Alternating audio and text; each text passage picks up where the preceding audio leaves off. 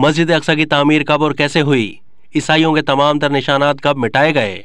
मस्जिदुल हराम और मस्जिद नबवी सल्लल्लाहु अलैहि वसल्लम के बाद मस्जिद अक्सा मुसलमानों के लिए तीसरा मुकद्दस तरीन मकाम और वो मस्जिद है जिसकी जानिब सफ़र करना बाइस बरकत है।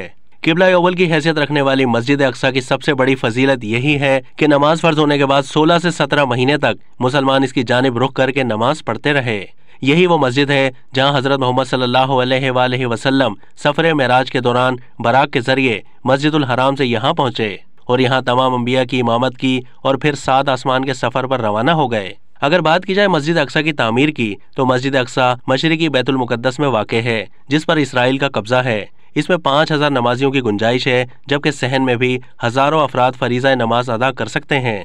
हज़रत याकूब अलैहिस्सलाम को मस्जिद अक्सा का मेमार माना जाता है। बाद में इसकी हज़रत दाऊद अलैहिस्सलाम और उनके बाद हज़रत सुलेमान अलैहिस्सलाम ने तजदीद करवाई। ये मक्का मुकर्रमा से तकरीबन 1300 किलोमीटर के फासले पर है।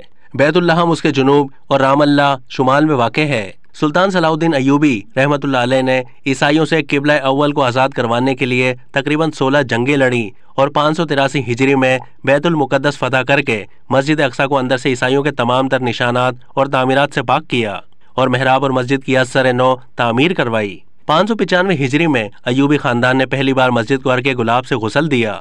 634 हिजरी में मलिक ईसा और 686 हिजरी में मलिक अल मंसूर सैफुद्दीन ने मस्जिद की वसत में इजाफा किया, जबकि 865 हिजरी में नाज़िरुल हरमैन उल अमीर अब्दुल अजीज उल इराकी के दौर में भी इस मस्जिद की तज़ीन व आराइश की गई।